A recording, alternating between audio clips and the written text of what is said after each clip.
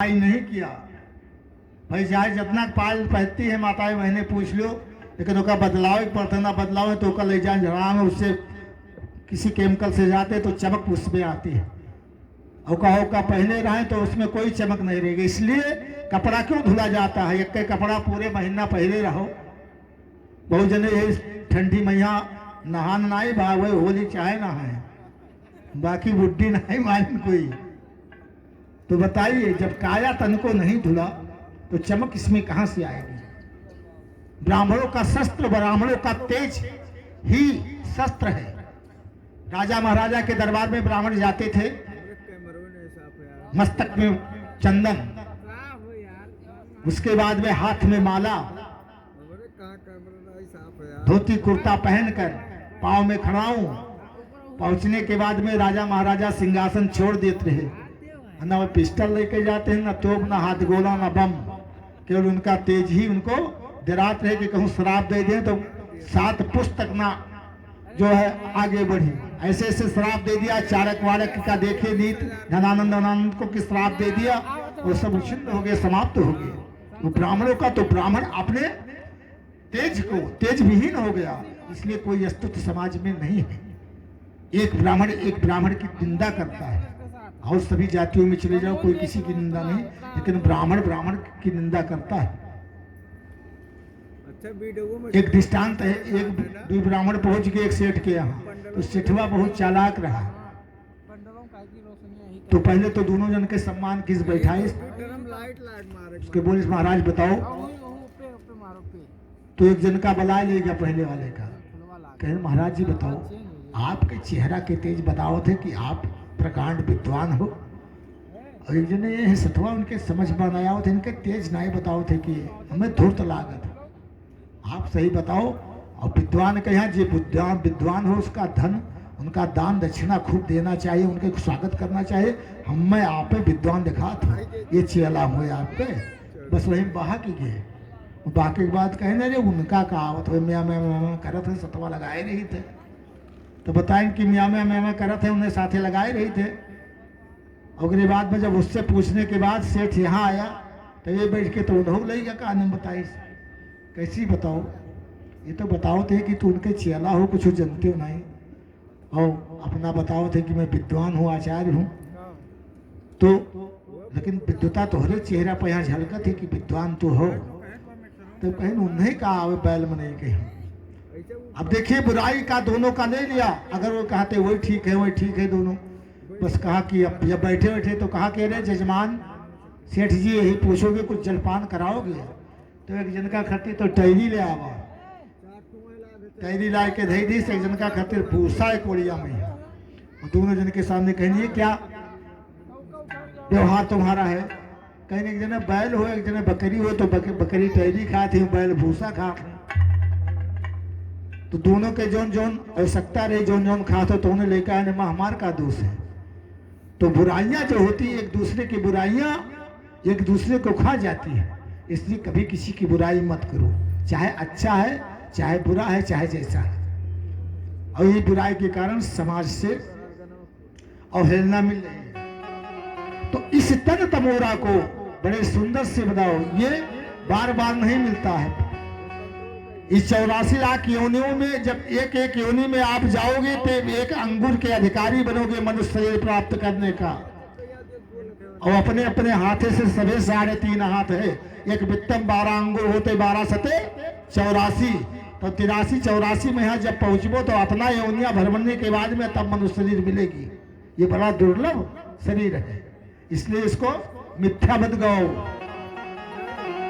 कि झुलनी का रंग साचा हमार पिया, झुलनी का रंग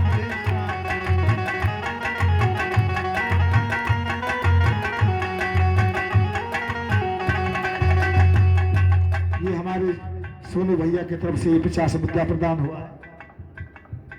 हाँ, भगवान की सदैव कृपा बनी रहे, भक्ति बनी रहे। कौन सुंदरवा बनायो रे झुलनिया, कौन सुंदरवा बनायो रे झुलनिया, गए अग्नि का चा हमार पिया, गए अग्नि का चा।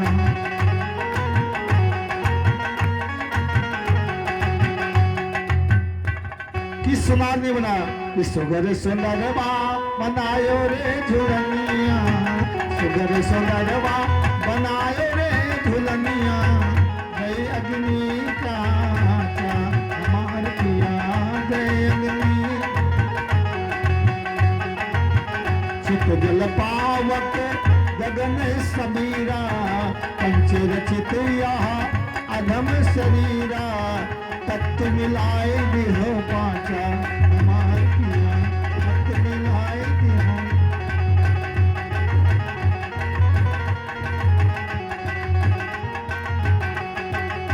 वृंदावन बिहारी लाल की। व्यास जी ने सोचा कि अब किया क्या जाए, तो मां सरस्वती को का कोई ऐसा पुराण लिखा जाए जिससे आत्मसंतोष हो। तब उन्होंने कहा 17 पुराण मैंने बना दिया, 17 पुराण मैंने बना दिया। और 17 पुराण के बाद में 18 पुराण को सोचने लगे। आप किसी प्रयाग में, इस प्रयाग में 88,000 ऋषि रहते थे, ब्राह्मण।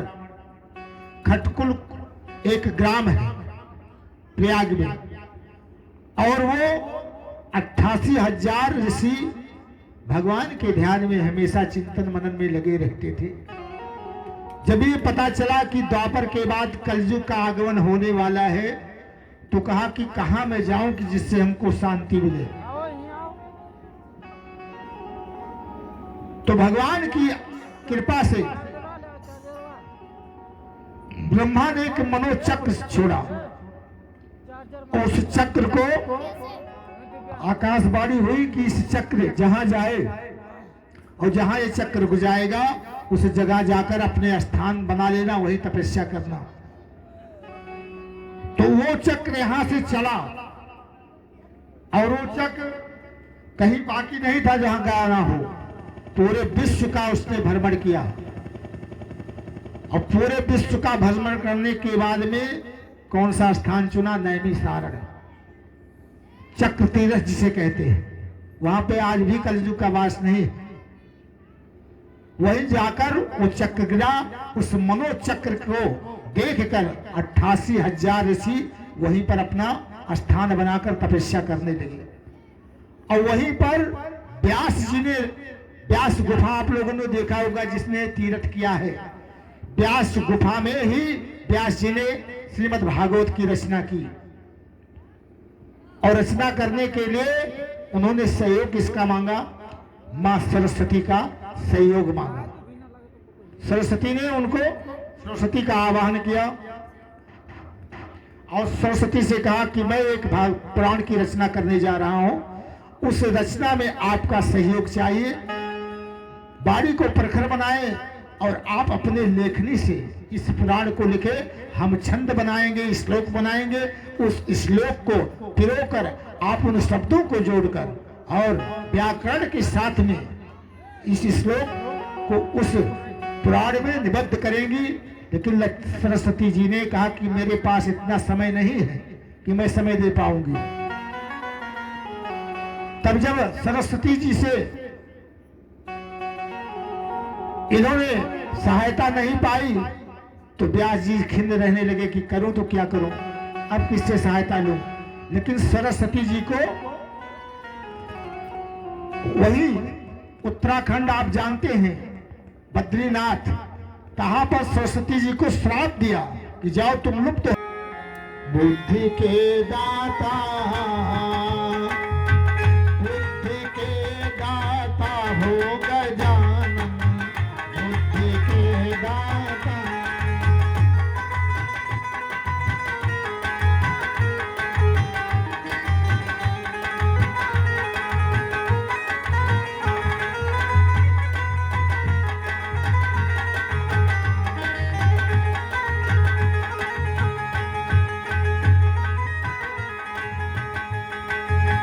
जिनके पिता शिव शंकर भोला, इनके पिता है शिव शंकर भोला, गौरी जिनकी माता गजानन, बुद्धि के दाता,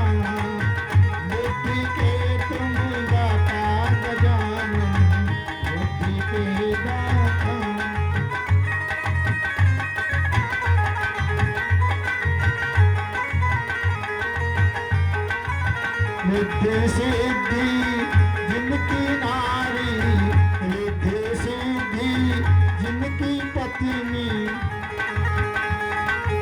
सब लाभ भागे विधाता गजानन, बुद्धि के तुम दाता, बुद्धि के तुम दाता गजानन, बुद्धि के तुम। प्रभु शिशादेवं गौरी पुत्रम विनायकम भक्तावासास्मे नित्यमायुष कामार्थ सिद्धे। सब काम को सिद्ध करने की क्षमता तुम में है। व्यास जी ने स्तुति किया और गणेश जी तैयार हो गए। कहा कि ये रचना कहाँ करेंगे? नैमिषारण्य में व्यास गुफा है, व्यास गुफा व्यास जी लेकर गए। कहा मैं यहीं पर बनाता हूँ श्लोक, और आप जो है उस श्लोक को लिखेंगे। लेखनी गणेश जी ने अपने हाथ में लिया। तो व्यास जी ने एक श्लोक बनाया परीक्षण के लिए, क्योंकि गणेश जी को वहां थोड़ा सा अहम हो गया था। अहम क्या हो गया? कहा कि मैं लेखनी जब शुरू करूंगा तब बंद नहीं करूंगा, और हमको श्लोक चाहिए कि मेरी उंगली बंद ना हो। तो कहा ठीक है। तो कहा ये शर्त मानते हो?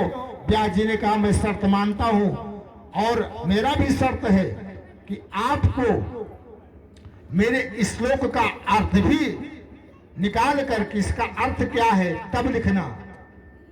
गणेश जी ने कहा अरे इसमें क्या है, श्लोक बनाए अर्थ तो मैं सेकंड भर में निकाल दूंगा। बस व्यास जी की रचना प्रारंभ हुई। परीक्षण के लिए एक श्लोक उन्होंने लिखा और कहा इस श्लोक को पहले इसका अर्थ निकाल कर तब लिखना। गणेश जी ने कहा मुझे मंजूर है। और जैसे इतना कहा तो श्लोक क्या बोले? केशवम पतितम दृष्टा द्रोण हर्षमुपागता, रुदंत कौरवा सर्वे, हा हा केशो कथम गता। जैसे कहा केशवम पतितम दृष्टा द्रोण हर्षमुपागता। गणेश जी ने कहा कि मेरे बस की बात नहीं, तो आज श्लोक में सब गलत है। मंगलाचरण में ऐसा कर दिया आपने। व्यास जी ने कहा भाई सुनो सुनो, कौन ऐसा हमने गलती किया है? कहा जिस श्लोक को आप बना रहे हैं इस श्लोक का अर्थ क्या है? तो कहा क्या अर्थ निकाले? कहा केशवम पतितम दृष्टवा। पतित माने गिरना होता है, और भगवान केशव गिर गए। और उसके बाद द्रोण हर्ष उपागता, द्रोणाचार्य जी हर्षित हो गए। इतना भगवान का देखे जलाते हैं, क्योंकि उनके पक्ष हैं, द्रोणाचार्य जी मानते थे। और रुदंत कौरवा सर्वे, क्योंकि भगवान केशव अर्जुन के पक्ष में थे, तो कौरव का है रोने लगे। धन्य हो गणेश जी, इसका अर्थ ये निकाले आप। तो काफी इसका अर्थ क्या है? कहा केशवम, पहले श्लोक को सुने ध्यान से। केशवम पतितम दृष्टवा, जब साथ में कह जाओ केशवम पतितम दृष्टवा, तो लग जहां वहां पर जो है शब्द पे अलंकृत करके उसके बाद में जहां हलंत लग जाता है वहीं पर विराम हो जाता है। शब्द विच्छेद करने के लिए केशवम थोड़ा रुक दे। किसी एक सौ को बहते हुए केशवम पतितम दृष्टवा, बहते हुए जा रहा था। और द्रोण हर्षमुपागता, द्रोण माने कौवा हो। कौवा लोग हर्षित होंगे कि मुझको मांस खाने को मिलेगा, मैं लाश पर बैठकर मांस खा सकता हूं, आज मुझको पूरा आहार मिल गया है, तो वो तो खुशी होगी। और उसके बाद रुदंत कौरवा सर्वे, कौरव कहते हैं सियार के समूह को। हाँ हाँ केशव कथम गता, ये सब बहता हुआ जा रहा है, मैं पानी में प्रवेश नहीं कर सकता हूँ। सियार पानी से डरते हैं, इन नदी में कैसे प्रवेश करूं, मैं कैसे इसको खाऊंगा? बस ऐसे गणेश जी ने कहा तो इसका अर्थ ये है। कहा भाई हमारे आपके परीक्षण चलता है। गणेश जी ने कहा कि शर्त दूधो जन के समाप्त, शर्त आपकी समाप्त हमारी, अब आप जस बनाइबो। ये व्यास साहित्य है, इसका कोई पार नहीं पा सकता है, इसलिए थोड़ा सा मुझसे भूल हुई, लेकिन आप जैसा भी बोलेंगे वैसा हम लिखेंगे। क्योंकि मंत्र जो है वो देव भाषा है। जो हिंदी नहीं समझता उसको हम बुलाएं, भैया तरी सुनो। कोनो अंग्रेज आ जाए इंग्लैंड से, कह दो हे तरी अंग्रेज भैया तरी सुनो, तो समझ न पाई, इशारा थोड़े चाहे समझ जाए कि ऐसे कहा थे चला जाए किनारे, लेकिन जो उन शब्द कहा वो तो ना समझ पाई। जब इंग्लिश में उसको कहेंगे कम हियर, तो वो आई खड़ा हुई, sit down on the chair, उसी बैठ जाओ, तो वो जाकर उसको समझेगा। और ऐसे देव भाषा है ये श्लोक। इसलिए जब पूजा किया जाता है तो पूजा में जब सामग्री, पंडित जी श्लोक बोलने लगे तो सामग्री और श्लोक के साथ कार्य होना चाहिए। आप श्लोक सुनते रहें और सामग्री को डालते रहें, तो वो देवता स्वीकार तत्काल कर लेते ना। समझे मिलत है कि पतरी हमारे आगे आए कि उनके आगे आए। भाई पतरी सबके आगे लगाए दियो, और उसके बाद में तभी तो समझेगा। अब थाली परसी गई तो थाली जब तक आई ना सामने तो कौन जान पाए कि क्या थाली हो। ऐसे जो पंडित जी आपको कोई सामान चढ़वाए, फूल चढ़वाए या कुछ भी चढ़वाए, तो उसका जब मंत्र प्रयोग करें तब उसको मतलब तब डालें उसको। अभी नहीं पहले डाले तो मंत्र बाद में बोल दे या मंत्र पहले बोल दे, और तो अभी तक डलबे नहीं कि हो, तब वो देवता स्वीकार करेंगे। क्योंकि लिखा है दैवाधीनम जगत सर्वम मंत्राधीनम च देवता ते मंत्रा ब्राह्मणा अधीनम तस्मात् ब्राह्मण देवता। ते मंत्र ब्राह्मणों के अधीन है, इसलिए उस मंत्र को जब वो बोले तभी चढ़ाओ। इसलिए शब्द को समझेंगे तो वो देवता स्वीकार करेंगे। ये हमारी माता जी की तरफ से 50 मुद्रा आया है। इनकी शाह परिवार को सबको कुशल मंगल रखे। बहुत सुंदर कार्य कर रहे हैं, धर्म कार्य, और सभी कर रहे हैं। पूरे गांव का सहयोग है। ऐसा सत्कर्म में भगवान की सदैव अनुकंपा बनी रहे। और वृंदावन बिहारी लाल की। तो व्यास जी ने कहा देखो हमारा आपका सत्य समाप्त हो गया, अब आप श्लोक बनाते जाइए और मैं लिखता जाऊंगा। व्यास जी व्याकरण को जोड़कर व्याकरण साहित्य के सहित भागवत की रचना की। 18 पुराण लिख डाले। 18 पुराण लिखने के बाद में भागवत तैयार हो गई। भागवत में सबसे प्रधानता दी गई गायत्री है। हम पूजा चाहे जो कर करी, बहुत हो तक पूजा करी, लेकिन जैसे पहले बंजारा लोग होते थे सब कुछ सिखा देते थे, लेकिन एक हाथ हुए अपने लगन रागत रहे, उस कला को नहीं बताते थे कि पता नहीं कब वार हो जाए इसके ऊपर। ऐसे लोग कहते हैं कि धन के प्रलोभ में पंडितों में कुछ कमियां आ गई हैं। हम भी पंडित हैं, हम किसी की बुराई नहीं करते हैं, लेकिन कोई कर्म कांड करो वो ठीक है, लेकिन अगर गायत्री आप कर रहे हैं, गायत्री को बेच रहे हैं, तो फिर तुम्हारे पास शक्ति बची क्या। 1.25 लाख मंत्र जाप करने के लिए इतना दक्षिणा बता दे कि इतना दक्षिणा हम लेंगे, और तुम्हारे यहाँ विष्णु सहस्त्र नाम का पाठ होगा, महाविद्या का पाठ होगा, तुम्हारे घर में बाधा है। नारायण बलि के लिए 1.25 लाख गायत्री के जाप कराओ, त्रिपिंडी के लिए 1.25 लाख गायत्री के जाप कराओ, और कोनो काटना है विष्णु सहस्त्र नाम कर डालो। एक शक्तियां तो अपन बरकरार रखो, कि जब शक्ति विहीन हो जाएंगे तब फिर क्या तुम्हारे पास शस्त्र बचेगा।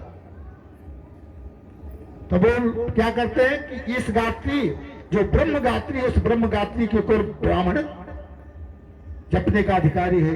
ओम भूर्भुवः स्वः ओम तत्सवितुर्वरेण्यं भर्गो देवस्य धीमहि धियो न प्रचोदयात्। ओम 3 प्रणव लगता है ब्रह्म गायत्री में, और इसे गायत्री ओम भूर्भुवः स्वः तत्सवितुर्वरेण्यं भर्गो देवस्य धीमहि धियो न प्रचोदयात् सभी जप सकते हैं। लेकिन ब्राह्मण को अगर गायत्री संध्या करना है तो गायत्री कवच का पाठ करना चाहिए। अगर कवच का पाठ नहीं कर पा रहे हैं तो प्रणव गायत्री का सुबह सूर्य को अर्घ दें, और अर्घ देते समय सूर्य के प्रतिबिंब में उसके आकार के मध्य में गायत्री माँ का ध्यान दें कि वो हाथ में कमंडल ले और अपने भुजाओं के साथ में और बैठी हुई हैं, ऐसे माँ का ध्यान करके तब सूर्य को अर्घ दे। ओम भोन भास्कराय नमः, ओम नित्यानाम दिवाकराय नमः, ओम मार्तंडाय नमः, ओम हृदयाय नमः, ऐसे करके 12 सूर्य को अर्घ दे। तो गायत्री एक शक्ति महाशक्ति है, क्योंकि सबके शक्ति सबको अलग अलग बटी हुई है।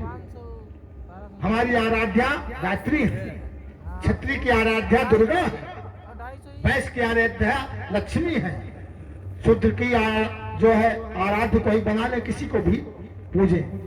लेकिन ये चार वर्णों में सभी हैं, सबका वर्ण शरण है। देवी देवता में भी वर्ण है। गायत्री ब्राह्मण है, दुर्गा क्षत्रिय है, लक्ष्मी वैश्य के वर्ण में आती है, शुद्ध में दिवहार हैं और बाबा लोग हैं ब्रह्म इत्यादि पूजे। उसी में नहीं, वृक्षों में भी वर्ण है। ध्यान दे, आम, बरगद, पीपल ये ब्राह्मण हैं, शक्वा, सागवन, तिरसा ये क्षत्रिय हैं। फलदार वृक्ष जैसे अनार, अमरूद ये सब आते हैं वैश्य वर्ण में। बबूल का पेड़ और बैर का पेड़ ये सब शुद्ध में आते हैं। अन्न में भी वर्ण है, जो आप देखते हैं जो ब्राह्मण में है। चावल ब्राह्मण में आता है। दाल जो देखते हैं अरहर की दाल इत्यादि ये सब किस में आते हैं? अरहर हुई, उसके बाद चना की दाल एक क्षत्रिय में आते हैं। और मूंग और दाल जो है, और मूंग हुआ, मटर हुआ, ये सब वैश्य में, मूली ये सब क्षत्रिय वर्ण में आते हैं। और शुद्ध वर्ण में यहाँ क्या आवत है? शुद्ध वर्ण में यहाँ बैगन वैगन आवत है, सब वर्जित है, कथा भागवत में नहीं खाना चाहिए। अन्न में वर्ण है, दूध में वर्ण है, पक्षियों में वर्ण है, तोता, कबूतर ये सब वर्ण में आते हैं ब्राह्मण। और उसके बाद में बाज पक्षी ये क्षत्रिय वर्ण में आते हैं। बुलबुल, मैना इत्यादि वैश्य में आती है। कौवा गिद्ध शूद्र में आवत है। बिना वर्ण इसलिए लिखा है सहस्र चीर खा पुरुषा सहस्राक्षा सहस्र पाति सभून गुम सर्वत अस्तित्वादिसंगुणम्मा पुरुष अवेद गुम सर्वम यद भूतम चिच्च भाभ्यम उतामृतत्य सानो जिदिज्ञातरोति एतावानस्य महिमातो जायांगस्य पुरुषा पादोस्या विश्वा भूतान त्रिपादस्य मृतम दिवि। ब्राह्मणों मुखमासित बाहु राजन्य कृता, क्षत्रिय राजन राजा का है। इसी शरीर में भी वर्ण है, तो इसलिए वर्णों में सबका वर्ण है। इसलिए गायत्री का साधक होना चाहिए। बोलो राधे राधे। इसलिए वर्ण का जो वर्ण शरण किया गया है, इसलिए कलयुग में जब कलयुग आया तो इस भागवत की रचना हुई। इस भागवत में सबसे पहले ज्ञान वैराग भक्ति को, और ज्ञान वैराग भक्ति के आगे कौन है? लेकिन आगे तो वो है, लेकिन उपाधि पहले पाछे दिया है। श्री, वीर्य, ऐश्वर्य, ज्ञान, वैराग, भक्ति खड़ पड़ो युक्त होकर परमात्मा का इस वसुंधरा पे अवतार होता है। तब हमारे भगवान वरण शरण करके आते हैं।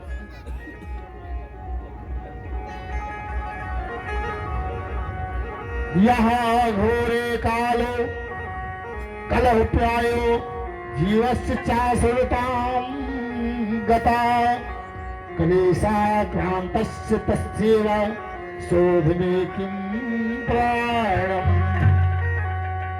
इसमें इतनी व्यवस्था नहीं की। व्यवस्था इतना किया गया है कि सबका काट, सबका उपचार, सबका आधार, सबका मार्ग है। भक्त ज्ञान विरागतो विवेको वर्धते महान माया मोह निराशाच वैष्णवे कृते कथन। वैष्णव धर्म को भी बताया गया है, ज्ञान वैराग को भी बताया गया है। सनक आदि ऋषियों ने इस बात को बताया।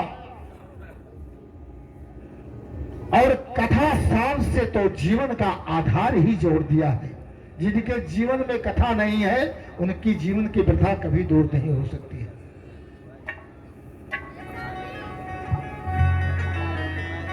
सुनो जी श्याम कथा, मेरे घर श्याम कथा। सुनो जी श्याम कथा, मेरे घर श्याम कथा। जन्म जन्म की हो, जन्म जन्म की मिट जाती है जीवन की सारी कथा सुनो मेरे श्याम कथा, मेरे घनश्याम कथा सुनो मेरे श्याम कथा, मेरे घनश्याम कथा।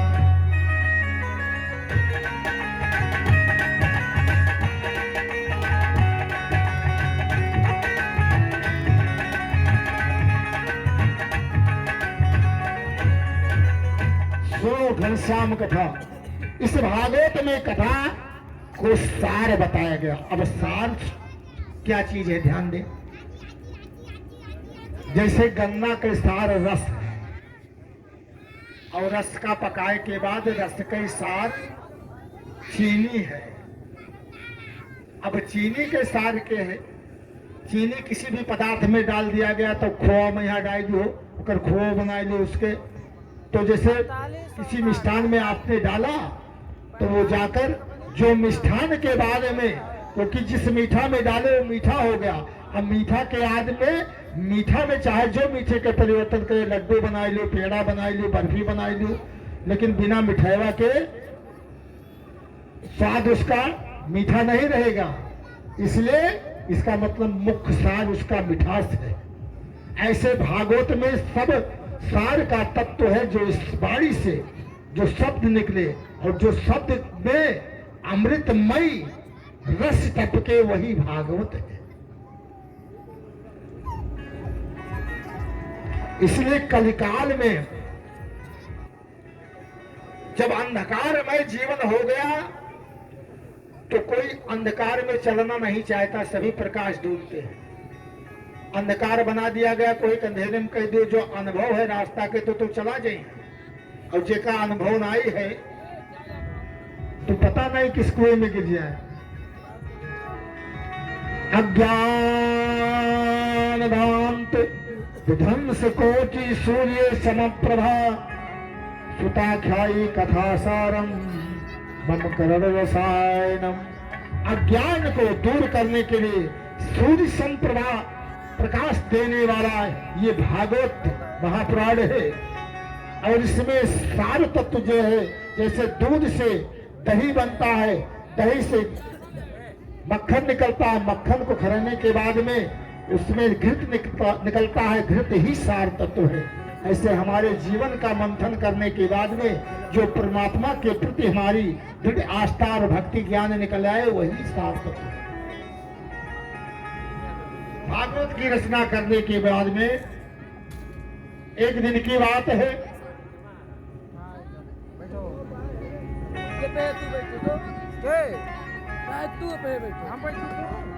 कि नारद जी भ्रमण करते हुए भगवान नारायण के समीप गए। कहा चले पहले अपने नारायण का दर्शन करूं, उसके बाद में तब कहीं विचरण करूं। श्रीमन्नारायण नारायण हरे हरे,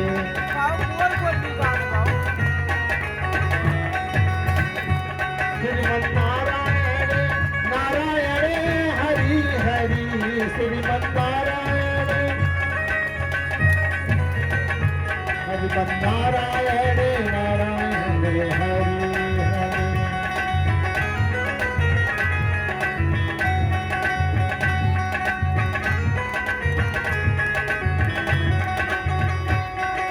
श्री कृष्ण गोविंद हरे मुरारे, हे नाथ नारायण वासुदेवा।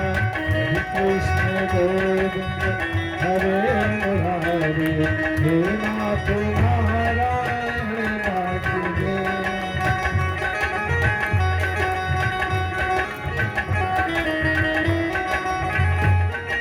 श्री कृष्ण गोविंद हरे मुरारे, हे नाथ नारायण वासुदेव का कीर्तन करते हुए और भगवान के चरण शरण में पहुंचे क्षीर सागर में। और जब क्षीर सागर में पहुंचे, भगवान को प्रणाम किया।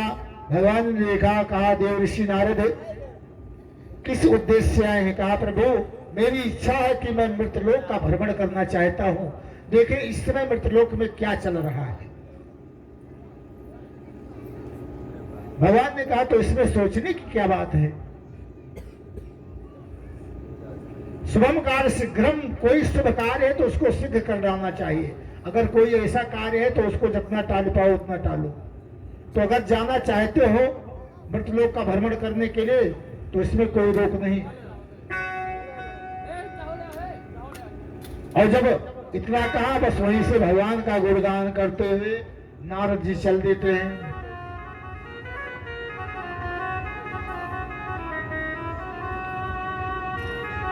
ओम नमो, सभी लोग ताली के साथ में भगवान का स्मरण करेंगे इस महामंत्र का, द्वादश मंत्र का। ओम नमो भगवते वासुदेवाय।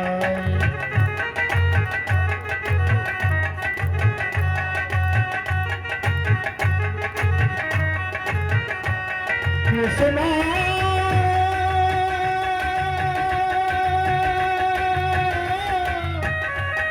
कृष्णा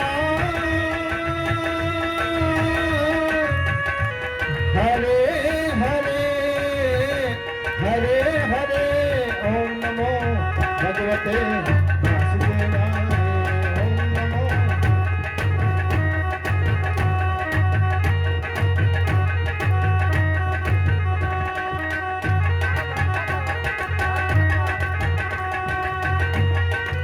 ओम नमो भगवते वासुदेवाय। ओम नमो भगवते वासुदेवाय। ओम नमो भगवते वासुदेवाय।